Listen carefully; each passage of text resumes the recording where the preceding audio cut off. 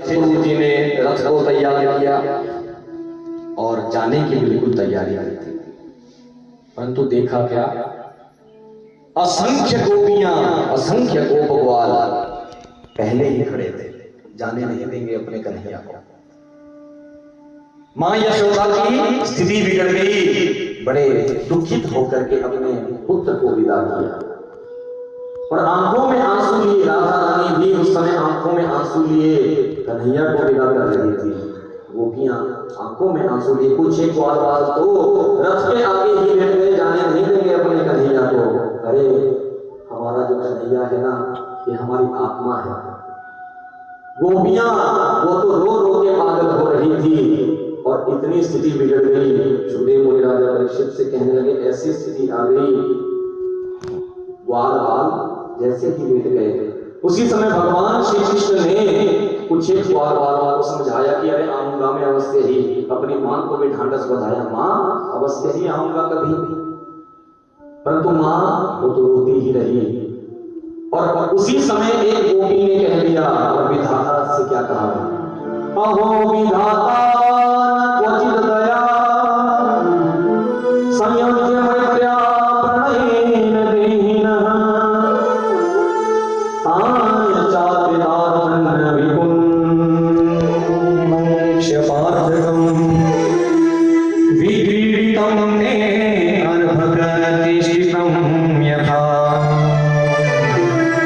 अहो विधाता क्वचित दया, अरे विधाता क्या तुम्हें जरा भी दया नहीं है? अगर आप किसी को एक दूसरे के साथ मिलाते हो ना, तो फिर बिछोड़ क्यों देते हो? अगर मिलाना ही था तो बिछोड़ा क्यों है? संयोग के साथ वियोग आपने रखा है। हे भगवान, हे विधाता, बड़ा गलत कर रहे हो आप। हमारे कन्हैया को हमसे दूर कर रहे हो और विधाता को बुरा कहना शुरू कर दिया। गोपियां बार बार कह रही और कहने लगी, अरे तुम्हारा नाम अक्रूर नहीं क्रूर होना चाहिए था। पंडित बड़े मूर्ख थे जिन्होंने नाम रख दिया अक्रूर।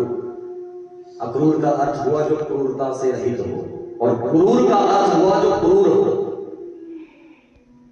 अब अक्रूर जी कहने लगे कि मेरा क्या दोष है, इसमें जाना तो पड़ेगा कन्हैया को। और उसी समय वृंदावन आके हरिलाल ने बिल्कुल तैयारी कर दी और गोपियों को समझाया, ग्वालों को समझाया, परंतु गोपियां ताना मारना शुरू कर दी। क्या कहा, जा रहे हो जाओ, हमें छोड़ के, हमें छोड़ के, ऐसा प्यार कन्हैया नहीं पाओगे, नहीं पाओगे। जा रहे हो तो जाओ, हमें छोड़ के, हमें छोड़ के, ऐसा प्यार कन्हैया नहीं पाओगे, नहीं पाओगे।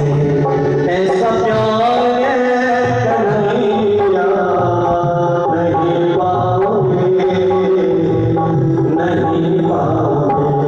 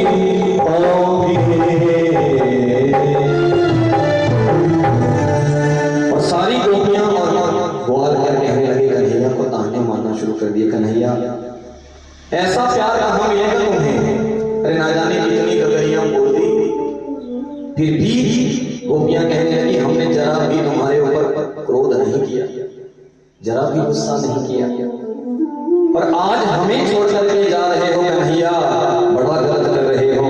और सारी गोपियां फूट फूट के रोने लगी। अक्रूर जी ने जैसे ही रथ को हाँकना प्रारंभ किया, वो 6 ग्वाल बाल पीछे से दौड़ पड़े और इस तरह से दौड़े जब तक थके नहीं तब तक दौड़ते रहे, क्योंकि अक्रूर जी का रथ बड़ी ही तेज गति से दौड़ रहा था। सारे ग्वाल बाल जब थक गए एक जगह खड़े हो गए कि अब इसे तो जाना ही है, रुकेगा तो ये नहीं, क्योंकि जब भी कोई छोड़ करके चला जाता है, जिस तरह से उस समय विलाप होता है उसी तरह से विलाप गोपियां कर रही थी। मां यशोदा भी उसी तरह से विलाप कर रही थी, आंखों में आंसू आए थे। सुखदेव ऋषि राजा परीक्षित से कहने लगे कि उस समय इतना विलाप हुआ, नंद बाबा पहले ही मथुरा के बाग में पहुंच गए थे और अक्रूर जी जिनके घोड़े इतने तेज गति से दौड़ रहे थे वो बाग में पहुंचे। और स्थिति क्या बनी?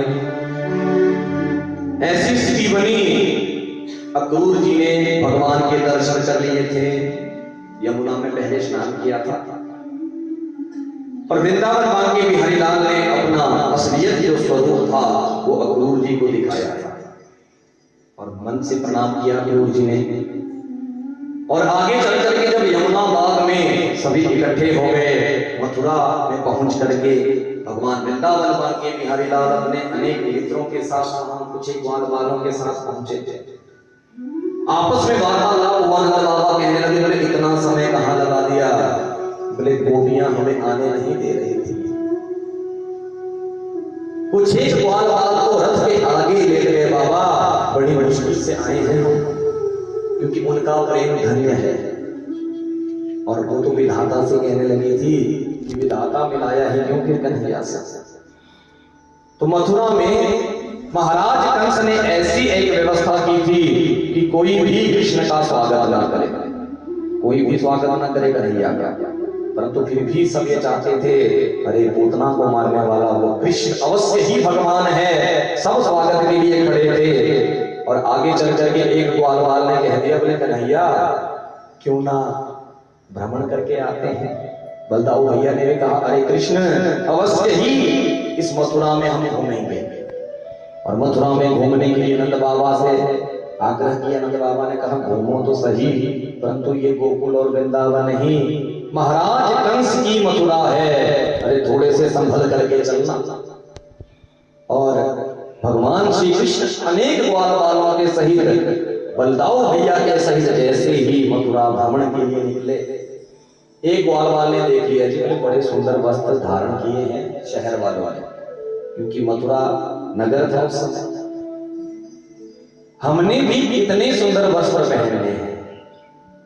और वस्त्र की महिमा भी अपनी है जी। आजकल देख रहे होंगे आप, वस्त्रों से मनुष्य की पहचान हो रही है। अच्छे कपड़े पहने होंगे तो लगेगा वीआईपी है,